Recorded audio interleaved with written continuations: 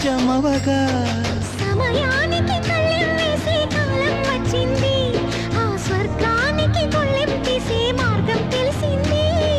కామునికే మైకం కమ్మే యాగం జరిగింది, గోపాలునికే పాఠం చెప్పే యోగం దక్కింది.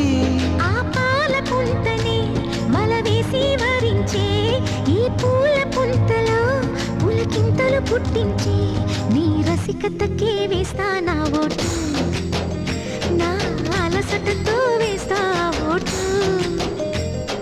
చిన్నగా చిన్నగా చిన్నగా మది కన్నులు విప్పిన కన్నెగా నీ మగసిరికే వేస్తా నా